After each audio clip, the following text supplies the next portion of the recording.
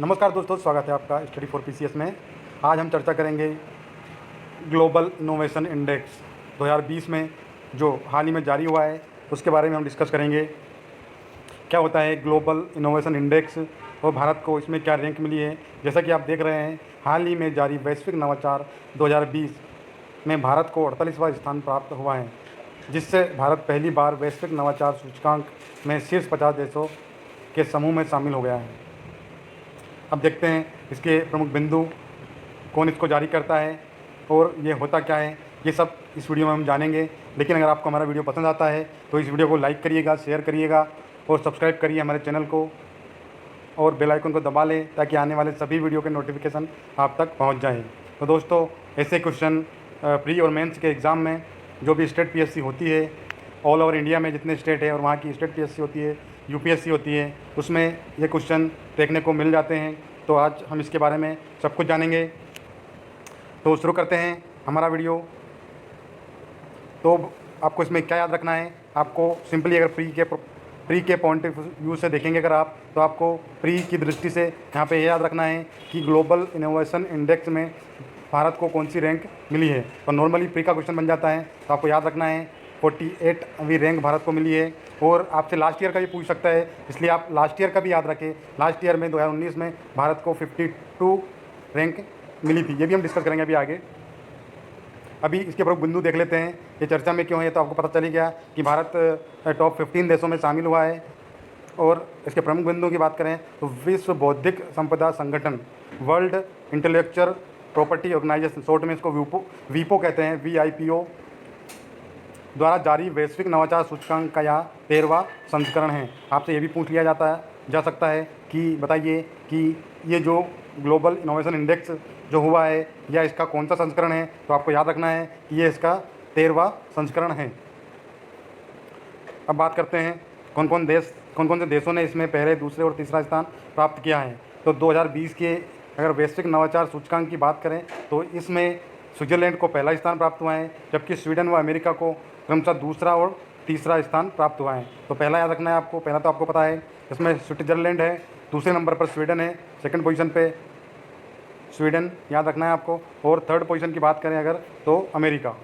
ये 3 नाम आपको याद रख लेना है।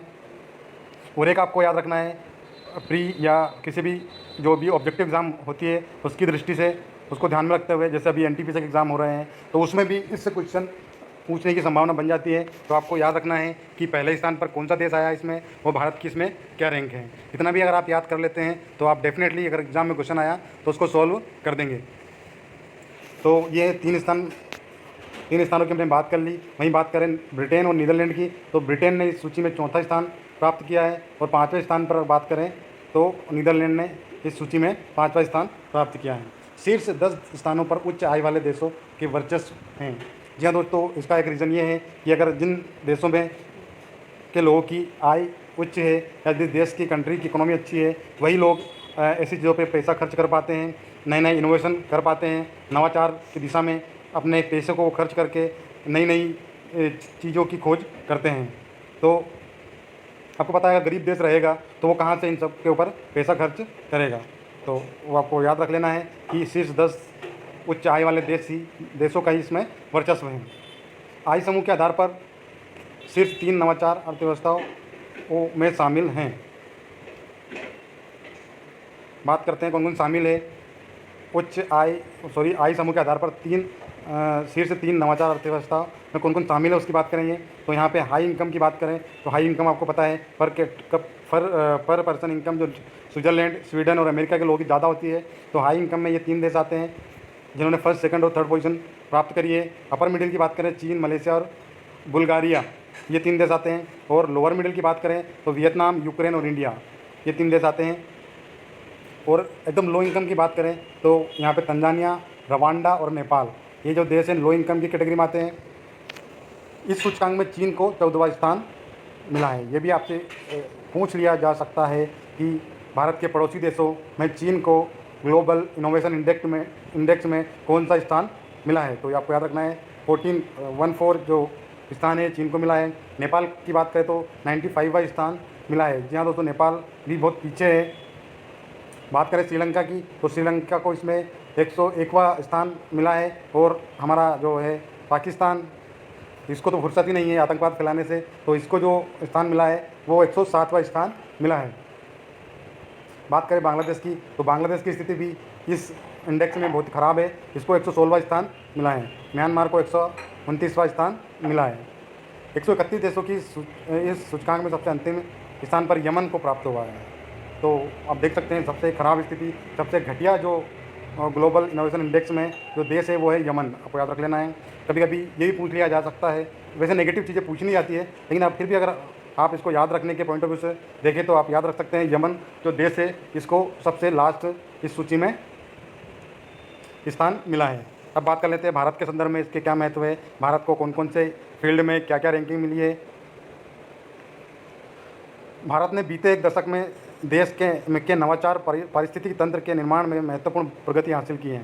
लगभग 50,000 स्टार्टअप के साथ भारत अमेरिका और ब्रिटेन के बाद विश्व की तीसरी सबसे बड़ी स्टार्टअप अर्थव्यवस्था है। इस वर्ष वैश्विक नवाचार में भारत की रैंकिंग में 4 स्थानों का सुधार हुआ है। बीते वर्ष 2019 में की रैंकिंग में भारत को 52वां स्थान प्राप्त हुआ है। तो इस साल भारत ने 4th प्लेस की छलांग लगाई है और 52 से भारत 48 पे पहुंच गया है। ये हमारे लिए अच्छी बात है कि हमने इनोवेशन के क्षेत्र में कुछ प्रगति हासिल की है। आप देख सकते हैं और डिफरेंट जो कैटेगरीज है उसमें भारत की क्या स्थिति रही है। तो हम बात करें नॉलेज और टेक आउटपुट्स की, तो भारत को इसमें 27वां स्थान मिला है। मार्केट सोफिस्टिकेशन की अगर बात करें तो 31वां प्लेस इसको स्थान जो है वो प्राप्त हुआ है। और आपको पता है कि ये रिपोर्ट इस पेपर बेस्ड है, ग्लोबल इनोवेशन इंडेक्स, इसमें 48वां स्थान भारत को मिला है। और बिजनेस सोफिस्टिकेशन की बात करें तो इसमें भारत को 55वां स्थान प्राप्त हुआ है। और ह्यूमन कैपिटल एंड रिसर्च में 60, इंस्टीट्यूशन में 61 और क्रिएटिव आउटपुट्स में 64 और इंफ्रास्ट्रक्चर, तो पता ही है हमारे देश का इंफ्रास्ट्रक्चर इतना अच्छा नहीं है, तो इसमें हमको 75वां स्थान मिला है। आपको ये भी पता है कि ये जो भारत की को इस सूची में 2015 में 81वां स्थान प्राप्त हुआ था।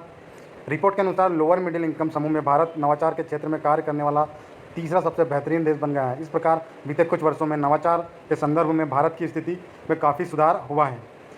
भारत सूचना एवं संचार प्रौद्योगिकी सेवाओं के निर्यात, सरकारी ऑनलाइन सेवाओं और विज्ञान एवं इंजीनियरिंग में स्नातक जैसे नवाचार संकेतकों में शीर्ष 10 देशों में शामिल है।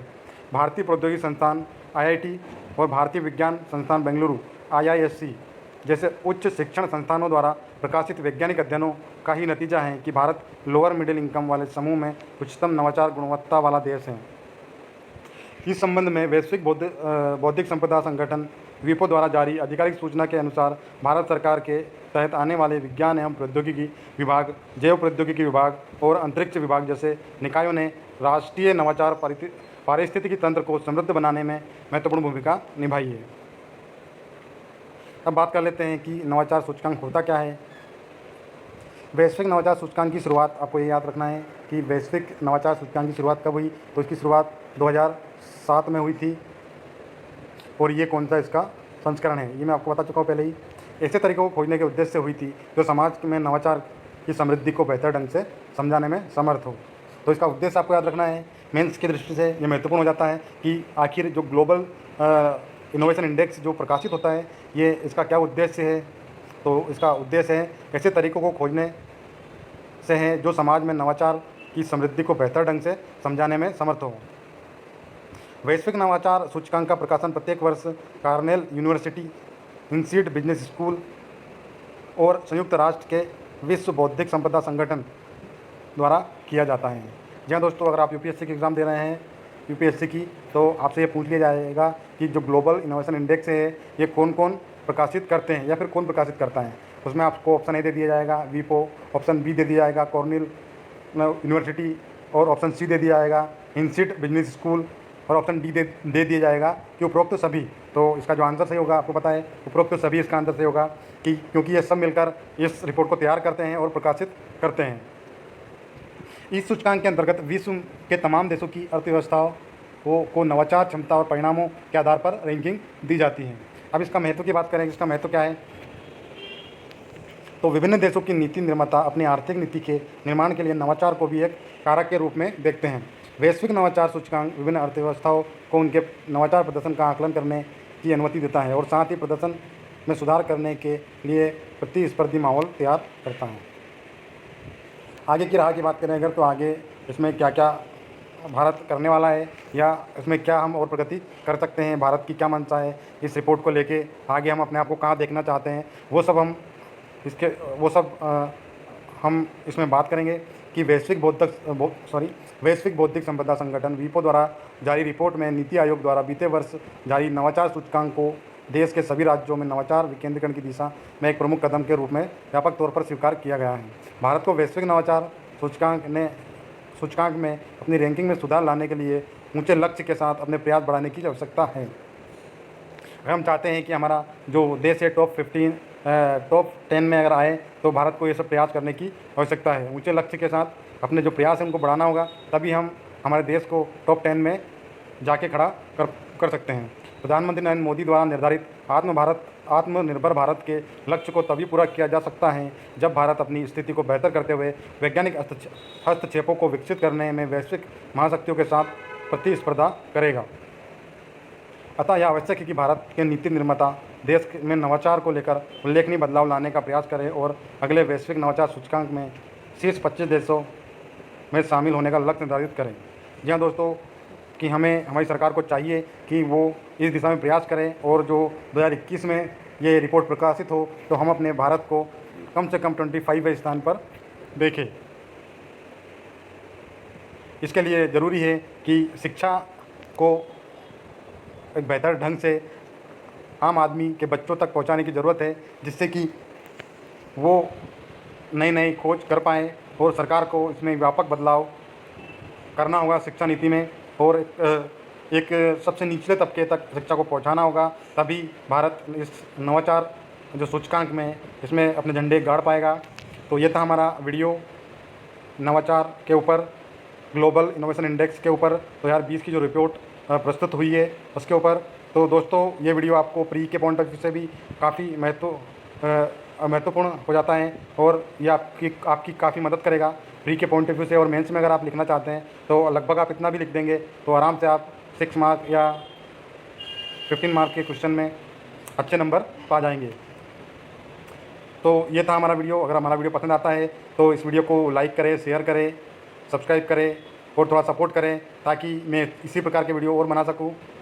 आज के लिए इतना ही, धन्यवाद।